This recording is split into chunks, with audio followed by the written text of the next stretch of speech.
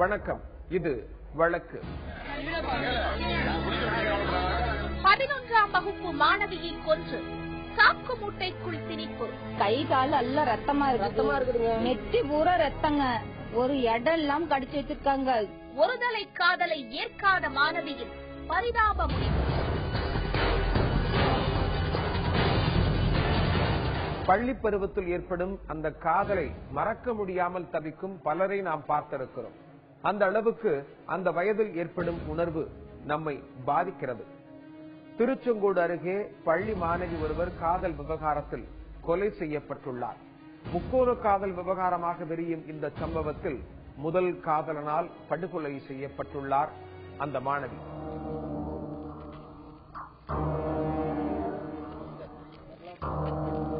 இரவு வேளை ஊருக்கு ஒதுக்குப்புறமான ஆள் நடமாட்டமில்லாத ரியல் எஸ்டேட்காரர்கள் கம்பி வேலியிட்ட நிலத்திற்குள் அமைத்திருந்த ஓர் ஓலை குடிசை கொட்டகை. அந்த இருள் சூழ்ந்த வேளையிலும் அக்கம்பக்கத்து ஊர்சனங்கள் திரண்டு நின்று கொண்டிருந்த காட்சி. உறவினர் துயரமே உருவான முகத்துடன் அழுது வீங்கிய கண்களுடன் காத்திருக்கும் ஓர் குடும்பத்தினர். காவல்துறையினர் அந்த ஓலை குடிசை கொட்டகையின் உள்ளே சென்று பார்வையிடுகின்றனர். மோப்பனாய் வரவழைக்கப்பட்டு குற்றவாளிகளை தேடும் பணியை துவக்குகின்றனர்.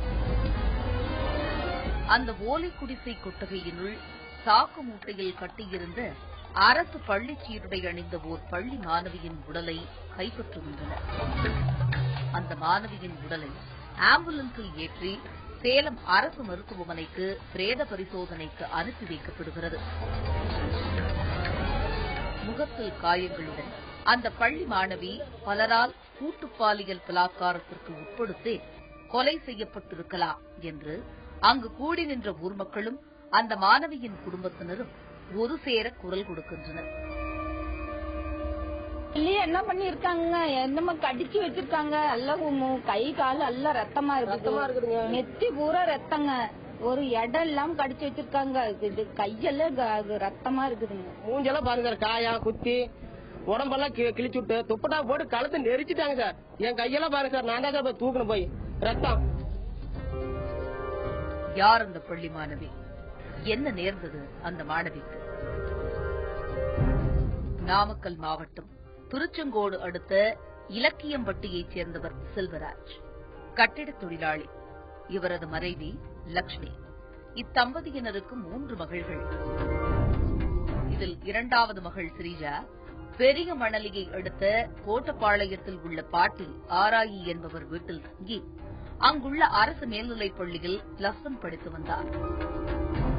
ஸ்ரீஜாவின் தங்கையும் 10ஆம் வகுப்பு படிப்பதால் தற்சமயம் செல்வராஜ் லட்சுமி தம்பதியினரும் பள்ளி அருகே கோட்டப்பாளையம் முனிசிப் தோட்டம் பகுதியில் ஓர் வயலை குத்தகைக்கு எடுத்து விவசாயம் பார்த்து வந்தனர். தற்சமயம் அறுவடை முடிந்த சமயம். அதனால் செல்வராஜ் பழையபடி கட்டிட வேலைக்கு நாமக்கல் சென்று வந்து கொண்டிருந்தார். பள்ளி மாணவி ஸ்ரீஜா தினமும் சைக்கிளில் பள்ளிக்கு சென்று வருவது வழக்கம். அன்று காலையில் 10ஆம் வகுப்புக்கு தேர்வு நடந்ததால் +1 படிக்கும் ஸ்ரீஜாவுக்கு மதியத்திற்கு மேல் தேர்வு வைக்கப்பட்டிருந்தது.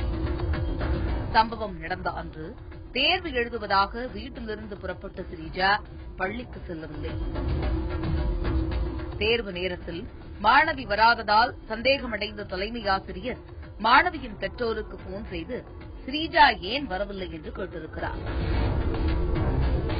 காலையில எனக்கு ஸ்கூல் லேட் ஆயிடுச்சுன்னு அக்கா கொண்டு வந்து நீ வண்டியில விட்டாங்க. அப்புறம் விட்டுட்டு அக்கா வீட்டுக்கு வந்துட்டாங்க. அப்புறமா மத்தியானம் அக்காவுக்கு எக்ஸாம்.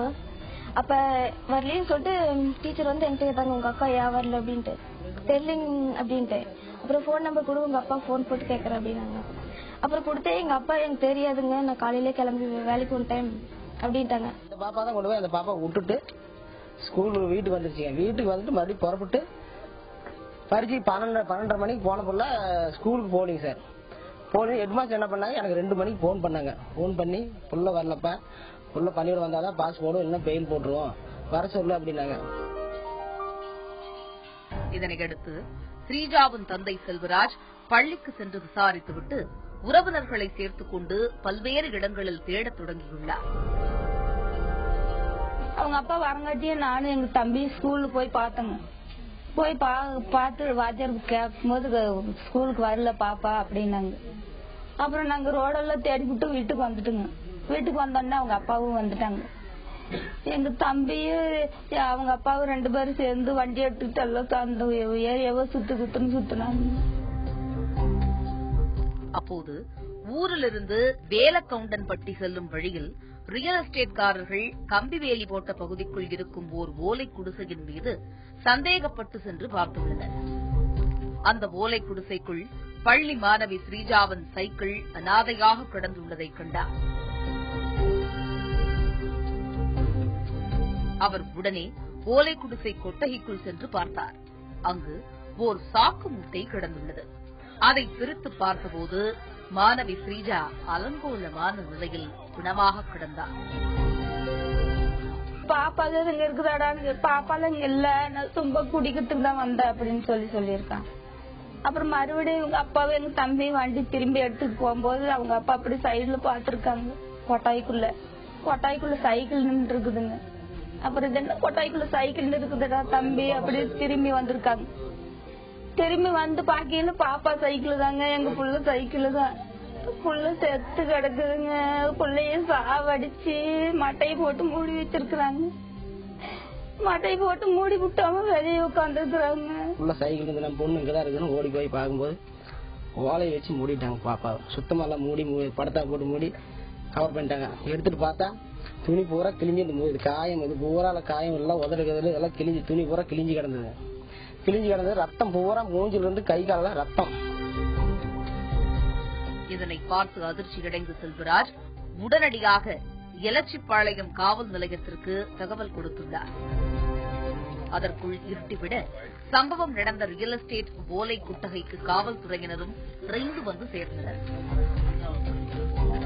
மூஞ்சி முகம் எல்லாம் காயுங்க. எதுலதான் கொத்துனோன்னு அப்படி அருவாள்ல கொத்துன மாதிரி இருந்ததுங்க.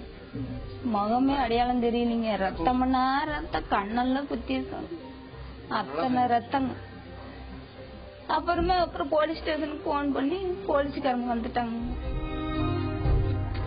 பள்ளி மாணவி கொலை செய்யப்பட்டு கிடந்த சம்பவம் காட்டுத்தீ போல அப்பகுதியில் பரவி அக்கம் பக்கத்து ஊர்க்காரர்களும் அங்கு வந்து திரண்டுவிட்டனர். காவல்துறையினர் ஸ்ரீஜாவின் உடலை கைப்பற்றி தீவிர விசாரணை மேற்கொண்டனர்.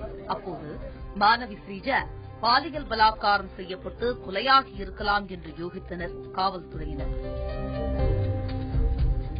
மேலும் இந்த பாலியல் பலாத்காரத்தில் ஒன்றுக்கும் மேற்பட்டவர்கள் ஈடுபட்டிருக்கலாம் என்கிற முடிவுக்கும் வந்தனர் காவல்துறையினர்.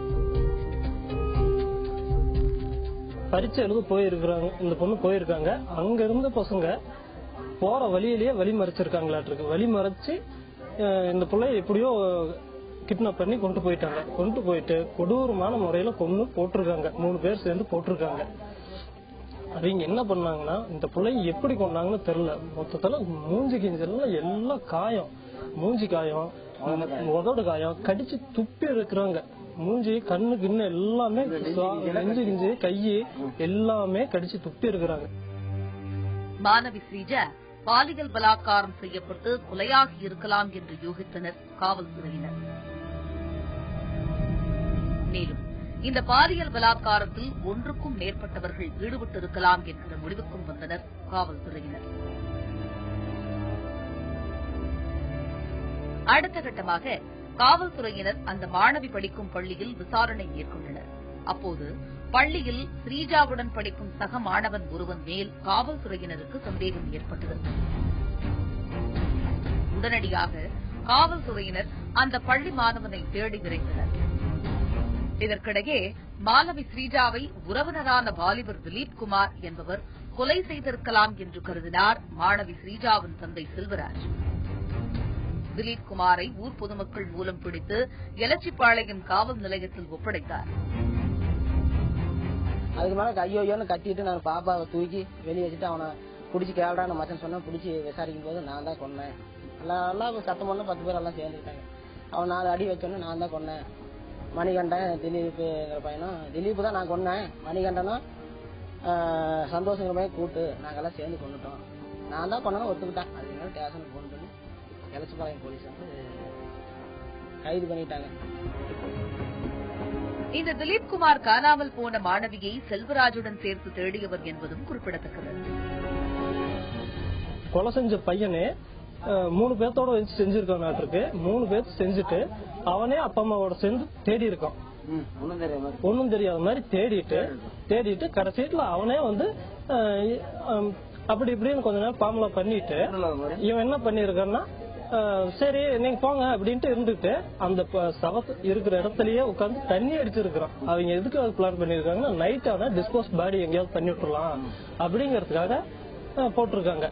அவன் என்னத்துக்கு சாவடிச்சிட்டானு தெரியலைங்க. சாவடிச்சு விட்டு வீட்டுக்கு வந்து எங்க கூட வர தேடுறதுக்கு ஆரம்பிச்சுட்டாங்க. என்கிட்டயே காசு 100 ரூபாய் வாங்கிட்டு போறாங்க பெட்ரோலுக்கு. அப்புறம் என்னங்க பண்றது, அவ்வளவுதாங்க நடந்தது. இதனைத் தொடர்ந்து காவல்துறையினர் திலீப் குமாரிடம் தீவிரமாக விசாரித்தனர். லவ் காதல் பிரச்சனை தான் இருக்குதுங்க. அவன் வந்து அதான் அவன் கொண்டுட்டு அவன் அதானு சொல்லிட்டு போனானுங்க. என்ன வந்து ஏமாத்திச்சிங்க அப்படின்னு சொல்லி சொன்னானுங்க. சிறு வயதிலேயே தாய் தந்தையை இழந்த திலீப் குமார் தன் பாட்டி கமலாவின் ஆதரவில் தங்கிக் கொண்டு திருச்செங்கோடுவில் ஓர் ரிக் தொழிலாளியாக வேலை பார்த்து வந்தார். திலீப் குமார் காவல்துறையினரிடம் பரபரப்பு தகவலை வெளியிட்டார். நானும் ஸ்ரீஜாவும் காதலித்து வந்தோம். திடீரென ஸ்ரீஜா என்னுடன் பேசுவதை குறைத்துக் கொண்டார். ஏன் என்னோடு பேசவில்லை என அவரிடம் கேட்டபோது எந்த பதிலும் சொல்லாமல் என்னுடன் பழகுவதை புறக்கணித்தார். ஸ்ரீஜாவின் பிரிவை என்னால் தாங்கிக் கொள்ள முடியவில்லை. நன்றாக பேசி வந்த காதலி திடீரென என்னை விலகிச் செல்வதற்கு என்ன காரணம் என்று விசாரித்தபோது அவர் தன்னுடன் படிக்கும் சக மாணவன் ஒருவனை காதலிப்பது தெரியவந்தது. என்னை ஏமாற்றியதால் ஸ்ரீஜா மீதும் என் காதலியை அபகரித்ததால் அந்த மாணவன் மீதும் எனக்கு கோபம் ஏற்பட்டது. இதற்கிடையேதான் ஸ்ரீஜா அந்த மாணவனுடன் பள்ளி செல்லும் வழியில் உள்ள ரியல் எஸ்டேட்காரர்களின் ஓலை குடிசை கொட்டகையில் தனிமையில் இருப்பதாக தகவல் வந்தது. உடனே நான் துஞ்சம்பாளையம் பகுதியைச் சேர்ந்த எனது நண்பர் சந்தோஷ் என்பவரை அழைத்துக் கொண்டு அங்கு சென்றேன். ஓலை கொட்டகைக்குள் ஸ்ரீஜா அந்த மாணவனுடன் தனிமையில் ஜாலியாக பேசிக் கொண்டிருந்ததை பார்த்ததும் எனக்கு கொலைவெறி உண்டது. உடனே அந்த மாணவனுக்கும் எங்களுக்கும் அடிதடி மோதல் ஏற்பட்டது. அந்த மாணவன் ஓடிவிட்டான். பின்னர் ஸ்ரீஜாவின் கழுத்தை நெரித்து துடிதுடிக்க கொலை செய்தேன். சந்தோஷ் உடந்தையாக இருந்தார். பின்னர் சாக்கு மூட்டையில் அவளது பிணத்தை திணித்துவிட்டு அங்கிருந்து வந்துவிட்டு எதுவுமே நடக்காதது போல நடந்து கொண்டேன். இதனைத் தொடர்ந்து தன் துரிதமான நடவடிக்கையால் திலீப் குமாரின் நண்பர் சந்தோஷையும் ஸ்ரீஜாவுடன் படிக்கும் சக மாணவரையும் கைது செய்தனர் காவல்துறையினர். வந்து இது மாதிரி காணான்னு சொல்லிட்டு எங்க மாமா போன் போட்டாங்க. போன் போட்டதுக்கு அப்புறம் அந்த பொண்ணு வந்து லவ் பண்ண பையன் வீட்டுக்கு போனேன். என் ஃப்ரெண்டு தான் மணிகண்ட பேரு. ஃப்ரெண்டு வீட்டுக்கு போனான். அவன் போன வாட்டி அவனுக்கு எதுவும் தெரியாதுன்னு சொன்ன வாட்டி அப்புறம் திலீப் வந்து உட்காந்துருந்தா எங்க மாமா எல்லாம் தவணாங்க. திலீப் உட்காந்து வாட்டி அப்புறமேட்டு தான் இருந்தான். வந்து இவங்ககிட்ட வந்து அடிச்சு கேட்டதுக்கு நான் தான் கொலை பண்ணேன், என்ன வந்து பஸ் லவ் பண்ணிச்சு துரோகம் பண்ணிச்சு, அதனால கொலை பண்ண அப்படின்னு சொன்னாங்க. ஆனால் ஸ்ரீஜாவின் குடும்பத்தினரும் உறவினர்களும் திலீப் குமார் மற்றும் 2 பேர் சேர்ந்து ஸ்ரீஜாவை கூட்டு பலாத்காரம் செய்து கொலை செய்திருக்கிறார்கள் என்று புலம்புகின்றனர். அதேபோல விடியும் வரை யாரும் பார்க்காமல் இருந்தால் திலீப் குமார் சாக்கு மூட்டையில் திணித்து மறைத்து வைத்திருந்த ஸ்ரீஜாவின் உடலை கடத்திக் கொண்டு போய் அடையாளம் தெரியாமல் செய்திருப்பார்கள் என்றும் கூறுகின்றனர் ஸ்ரீஜாவின் உறவினர்களும் குடும்பத்தினரும். மேலும் குற்றம் சாட்டப்பட்டவர்களுக்கு கடுமையான தண்டனை வழங்க வேண்டும் என்றும் அப்போதுதான் இதுபோல ஒரு சம்பவம் இனி இங்கு நடக்காது என்றும் கூறுகின்றனர். உண்மையிலுமே கேபிட்டல் பனிஷ்மெண்ட் தந்தே அவனுக்கு தூக்கு தண்டனைங்கிறது அவனுக்கு முக்கியமான ஒண்ணு. இதே மாதிரி தான் இன்னும் 4 பிள்ளைங்க பண்ணுவான். இது வந்து ஜாமீன்ல விட்டு 1 வருஷம் 2 வருஷம் 3 வருஷம் போடுங்க, 10 வருஷம் போட்டு 10 வருஷம் கழிச்சு அவன் வந்து பண்ண மாட்டான்னு நிச்சயம் இருக்குதா? நம்ம புள்ள இது ஒண்ணு நம்மளுக்கு போயிருச்சு. இனிமே நம்ம இந்த உலகமே சேர்ந்து அழுதாலும் அது வரப்போறது கிடையாது. ஆனா அடுத்த பிள்ளைக்கு வராம இருக்கணும். இதுக்கு சட்ட ஒழுங்கு நல்ல நடவடிக்கை எடுத்தே ஆகணும்.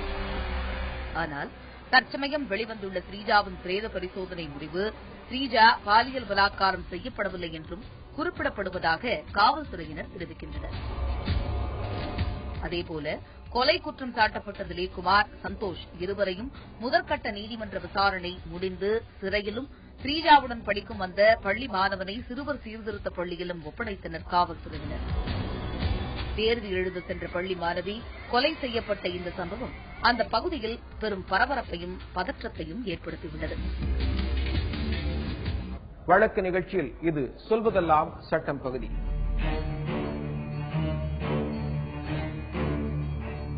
அரசு வேலைக்காக பலர் போராடும் போது சிலர் புறவாசல் வழியாக வந்து விடுகின்றனர். அதாவது போலியாக சான்று கொடுத்து வேலைக்கு சேர்ந்து விடுகிறார்கள். இது போன்ற நிகழ்வை நீதிமன்றம் எப்படி பார்க்கிறது? எந்த ஒரு அரசு பணிக்கும் அது ஜாதி ரீதியிலான ஒரு பணி நியமனம் அப்படிங்கிற பட்சத்துல அதற்கான சான்றிதழ், உரிய சான்றிதழை வழங்க வேண்டும். அந்த சான்றிதழ் உண்மையான சான்றிதழா இருக்கணும். அது தவிர ஒரு அரசு ஊழியராக ஒரு பதவி ஏற்கக்கூடிய ஒரு நபர் வந்து ஒரு உறுதிமொழி ஒன்று கொடுக்குறாங்க, தான் கொடுத்த ஆவணங்கள் எல்லாம் உண்மையானவை, பொய்யானவை கிடையாது, எதிர்காலத்தில் அவை பொய்யானவை என தெரிய வரும் பொழுது அதற்குண்டான பரிகாரத்தையும் சட்ட ரீதியான நடவடிக்கையும் மேற்கொள்வதாக வந்து ஒரு உறுதிமொழி கொடுக்கணும். அந்த அடிப்படையில் தான் வந்து கொடுக்கக்கூடிய ஆவணங்களை சரிபார்த்து அவங்களுக்கு பணி நியமனம் வழங்கப்படுகிறது. எதிர்காலத்தில் கூட ஏதோ ஒரு காலகட்டத்தில் பணியில ஜாயின் பண்ணதுக்கு அப்புறம் அவங்க சேர்ந்த பின்னாடி கூட அது தெரிய வருகிறது அந்த கொடுக்கப்பட்ட ஆவணங்கள் சரியானவை அல்ல, குறிப்பாக ஜாதி சான்றிதழ் போன்ற விஷயங்கள் வந்து ஒரு பொய்யான விஷயங்கள், தவறான ஒரு விவரங்களை கொண்டவைன்னு தெரிய வரும் பொழுது அப்படிப்பட்ட விஷயங்களை வந்து சட்டம் கடுமையாக பார்க்கிறது. சமீபத்தில் சென்னை உயர்நீதிமன்ற மதுரை கிளையில் ஒரு வழக்கு விசாரணைக்காக வருகிறது. உயர்நீதிமன்ற தலைமை நீதிபதி திரு எஸ் கே கவுல் மற்றும் நீதியரசர் எஸ் தமிழ்வாணன் முன்னாடி அந்த வழக்கு விசாரணைக்காக வருகிறது. அப்ப வரும்பொழுது அந்த வழக்கினை விசாரிக்கும் போது அவங்க தெளிவாக வரையறை செய்கிறார்கள். அதாவது ஜாதி சான்றிதழ் எவ்வளவு முக்கியமான ஒரு விஷயம். ஒரு அரசு பணியில வந்து அந்த ஆவணத்தின் அடிப்படையில் பணி நியமனம் கொடுக்கப்படுகிறது. அந்த பணி நியமனம் கொடுக்கப்பட்டு அதன் பின்னர் தெரிய வருகிறது அந்த கொடுக்கப்பட்ட அந்த ஜாதி சான்றிதழ் பொய்யானது. ஷெட்யூல்ட் ட்ரைப் அப்படிங்கிற ஒரு அந்த அடிப்படையில் வந்து ஒரு ஜாதி சான்றிதழ் கொடுக்கப்படுகிறது. அவங்க வங்கியில வேலைக்கு சேர்ந்துடுறாங்க. சேர்ந்த பின்னாடி தெரிய வருகிறது அந்த ஜாதி சான்றிதழ் பொய்யானது, அப்படி ஒரு சான்றிதழ் அந்த நபருக்கு கொடுக்கப்படவில்லை. அப்படிங்கிற காரணத்தினால அந்த நபர் வந்து அந்த பெற்ற பணி நியமனம் வந்து சரியானதல்ல, பொய்யான ஜாதியை சொல்லி அந்த பணியை வந்து அவங்க வாங்கிட்டாங்கன்றத குற்றச்சாட்டாக வைக்கப்படுகிறது. பல்வேறு கருத்துக்கள் அந்த நபரால் எடுத்துக் கொள்ளப்படுகிறது. அவங்க பல வாதங்கள் வைக்கிறாங்க. ஆனால் அதை விசாரித்து உண்மை என்று தெரிய வரும் பட்சத்தில் சென்னை உயர்நீதிமன்றம் தெளிவாக வரையறை செய்து அந்த உத்தரவை வந்து கொடுத்திருக்காங்க. அந்த நபர் வந்து பொய்யான விஷயங்களை கூறி பொய்யான ஜாதி சான்றிதழ் அடிப்படையில் அவர் பணி பெற்ற காரணத்தினால 1 லட்சம் ரூபாய் வந்து அவர் வந்து பணத்தை வந்து கட்டணும்.